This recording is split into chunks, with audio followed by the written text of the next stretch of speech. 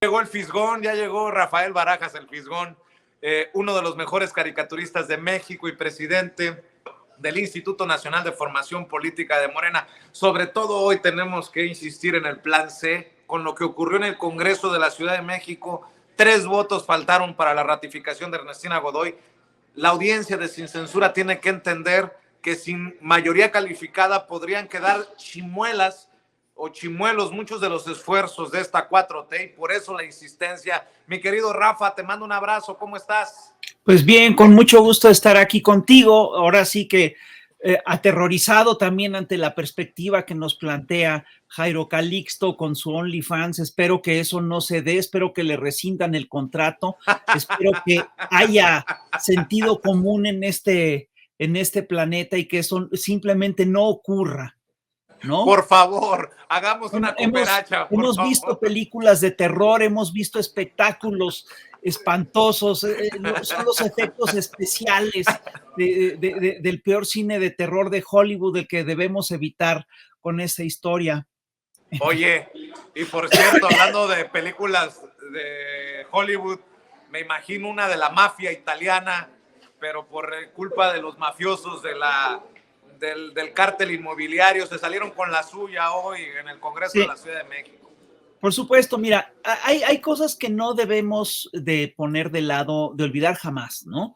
Y el tema de fondo es cómo el Poder Judicial y todas las estructuras de procuración de justicia, pues han estado en manos de los grupos mafiosos, y además eso tiene un sentido. Los grupos mafiosos, los grupos delincuenciales buscan tener un peso y tener una influencia sobre todo en esos sectores.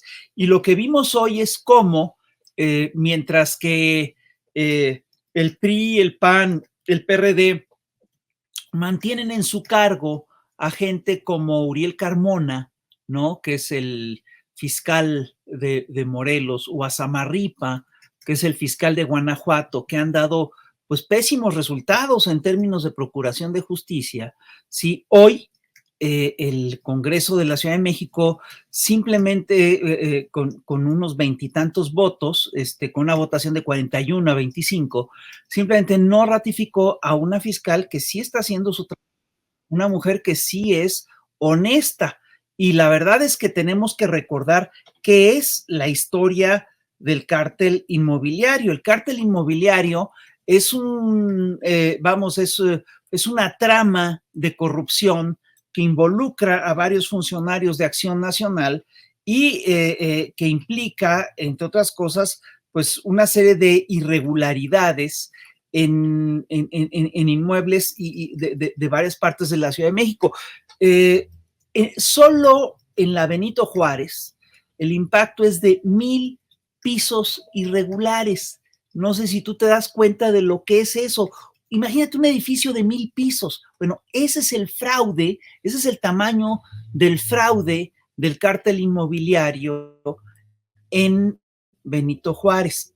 Estamos hablando de un cártel de que ya son cosas probadas, de que hay 198 inmuebles que han sido relacionados al cártel inmobiliario tan solo en la Benito Juárez. Estamos hablando de que ha habido 60 inmuebles asegurados ligados al cártel inmobiliario, todo por el trabajo de Ernestina Godoy. ¿Qué implicaciones tiene esto para la ciudadanía? Tiene implicaciones gravísimas.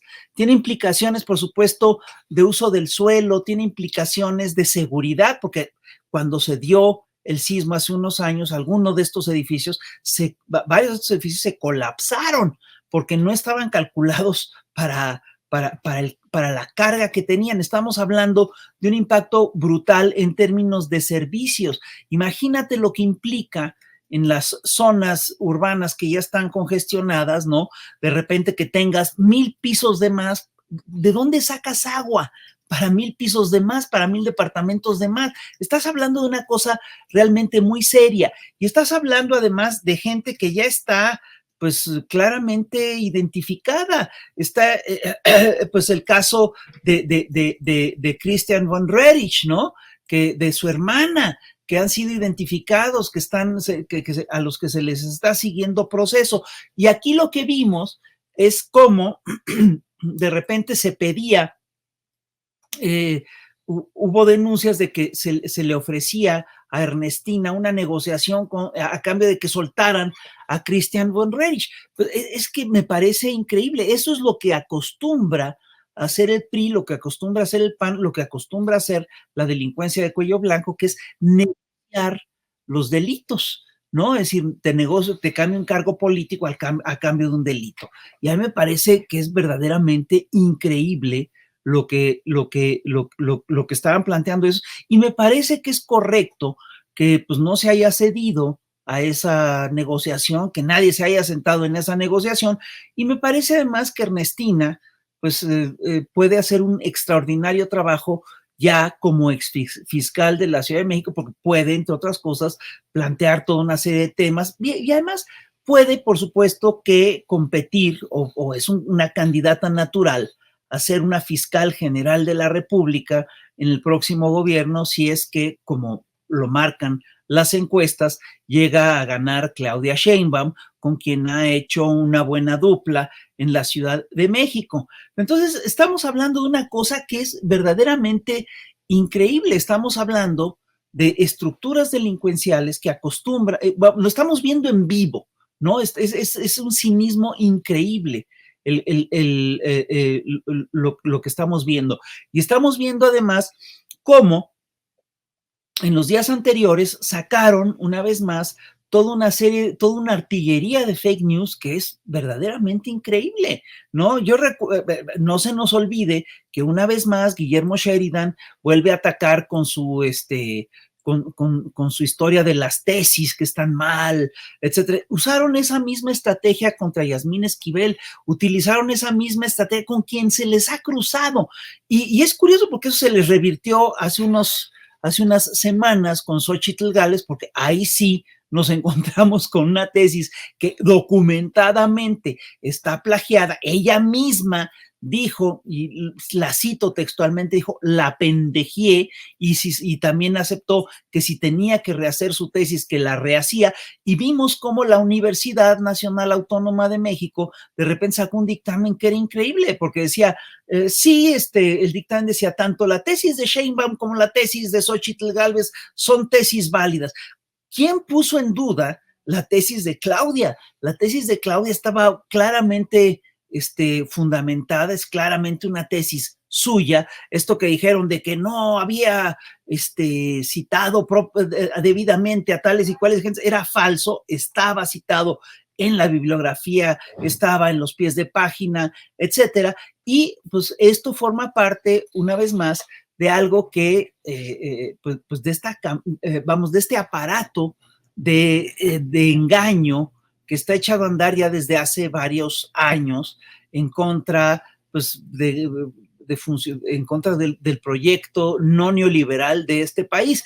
Yo recuerdo que en diciembre yo saqué una caricatura, plantea una serie de profecías. La primera profecía es que la derecha mexicana soltaría miles de fake news. La segunda profecía es que la derecha mexicana se iba a creer sus fake news. La tercera es que repuntaría la violencia en tiempos electorales. Y la cuarta es que Xóchitl diría más cosas racistas y clasistas y diría más cosas desafortunadas.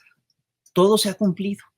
Es increíble lo previsible que es esta derecha. Si tú revisas lo que ha pasado de enero a la fecha, pues hemos tenido una andanada de fake news increíbles. Lo que contaba ahorita Jairo, que de repente, además ya ni se preocupan en sustentar el relato, ¿no? Desde el aumento de las gasolinas, que fue falso, la cosa está que circulan la foto del avión de Air Alaska como si fuera un avión mexicano, lo de la rosca de Reyes, es una cosa ya verdaderamente impúdica.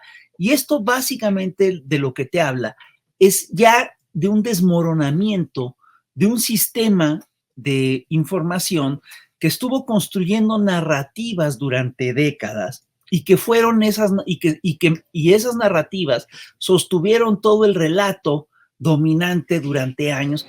Oye, Rafa, Viniendo abajo. por si acaso alguna persona que nos está viendo piensa que tú y yo somos exagerados, aquí está la confirmación de que hay algo detrás de esta campaña contra Ernestina Godoy que apesta. Felipe Calderón hace unos minutos. Felipe Calderón, felicito a las y los diputados locales de la Ciudad de México por haberse defendido frente a amenazas y tracaladas y evitar la ratificación de una fiscal empeñada más en servir a los intereses políticos de sus jefes que en procurar justicia. Eso en mi pueblo se llama no tener madre. Pero bueno, nada más para ahí dejarlo, mi querido Rafa. A mí me parece fantástico que Felipe Calderón haga estas aclaraciones. Y es que es curioso porque todo el planteamiento que están haciendo es que están tratando a la gente del cártel inmobiliario como perseguidos políticos, siendo que tú tienes toda una serie de cosas ya probadas. Tienes el caso de este Narcias Aridgis, ¿no? Que fue el exdirector general de obras, ¿no? Que se le ha demostrado su enriquecimiento ilícito, se le ha demostrado su conflicto de interés, se ha demostrado el modus operandi que tenían empresas fantasma, etcétera. Es efectivamente, pero fíjate, ahí Calderón tiene cierta razón, porque dentro de su lógica lo que está planteando es que hay una persecución política. Sí, dentro de su lógica, eso puede ser cierto porque dentro de su lógica, el hacer este tipo de tranzas forma parte de un proceder político que a ellos les parece que es justo y que es correcto. Un día entrevistamos en el Chamuco a Ernestina Godoy y ella nos dijo una cosa que me parece fantástica. Es que piensan estos señores que la corrupción es un derecho y no es un derecho, es un delito. Y están actuando, ¿sí?, como si la corrupción fuera realmente un derecho. O sea, se comportan como si el construir pisos, el recibir sobornos, el tener empresas fantasma, el hacer estos negocios inmobiliarios fuera realmente un derecho y que entorpecerlo, perseguir estas cosas es perseguir a la empresa y perseguir a una facción política. Bueno, perdón, es perseguir un delito. Y fíjate, parte, es decir, yo sí creo, una de las cosas que dice Felipe Calderón en su tuit me parece fantástica. Dice que los diputados locales resistieron a las presiones de esta fiscalía que los amenazaban y que, es decir, perdón, todas las denuncias que hicieron, perdón, yo sí creo que no tienen mucho sustento. Suenan claramente a un operativo a un operativo que lo que busca es construir este relato, ¿no?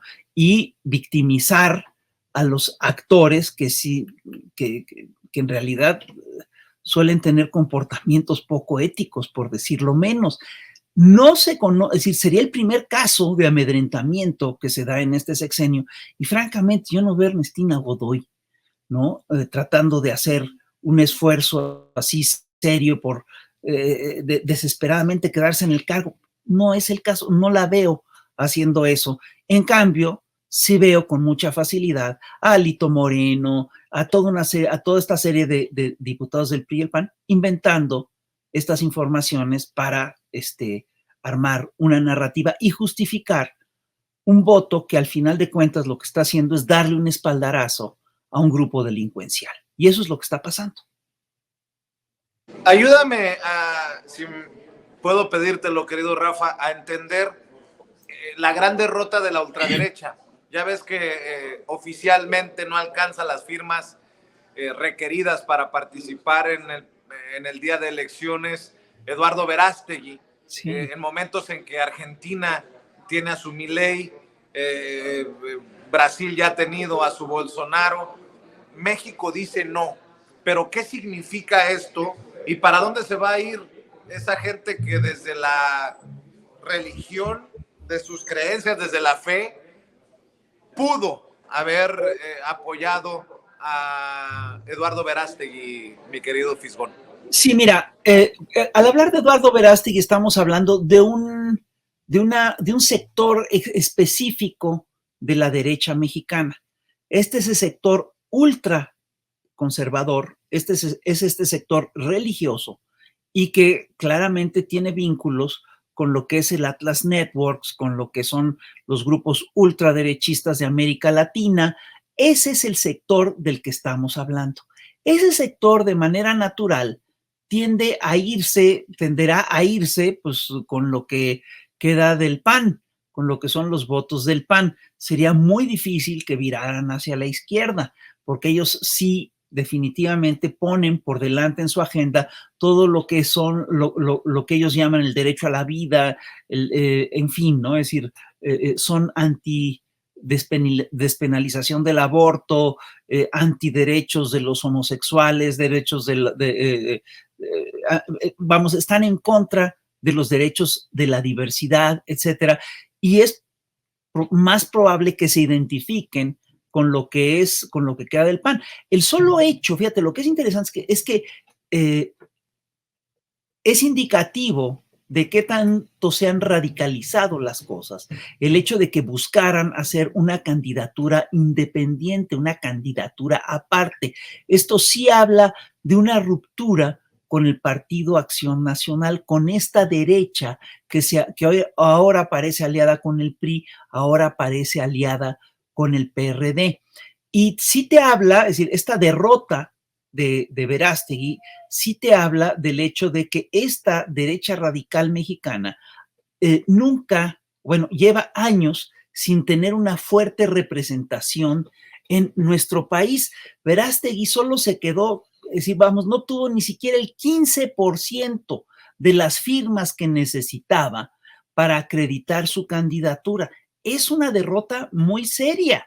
Es una derrota muy importante. Esto básicamente quiere decir que fue una recopilación, digamos, parroquial, que no fue lo suficientemente sólida.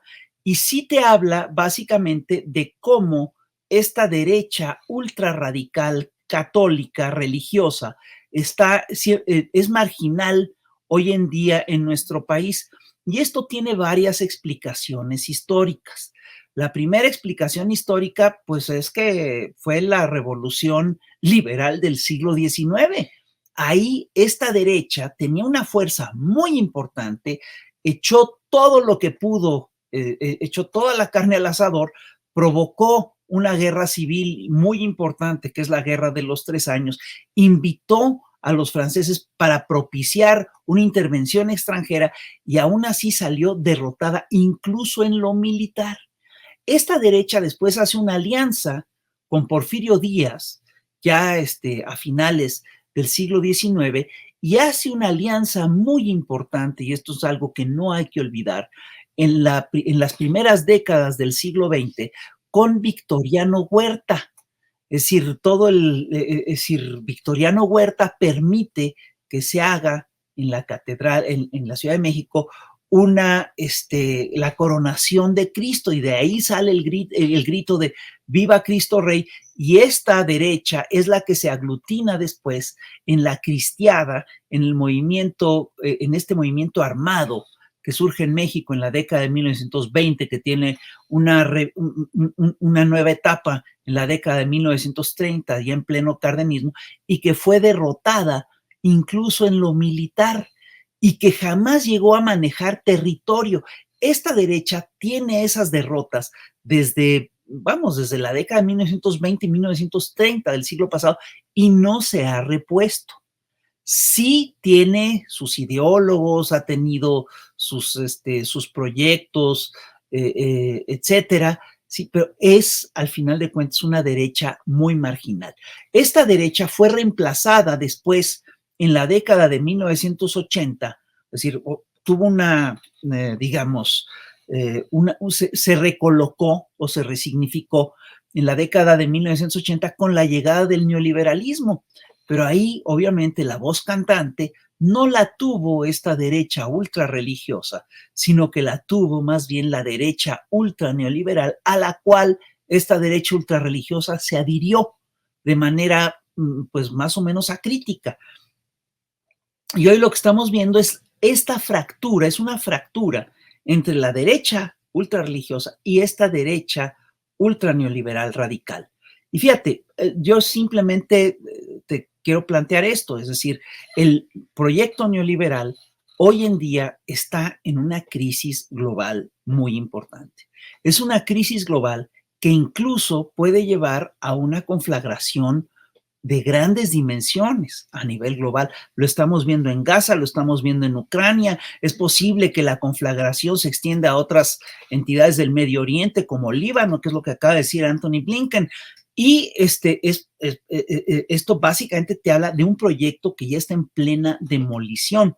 Y las alternativas que encuentra esta ultraderecha neoliberal, ¿sí?, son del corte de Milei.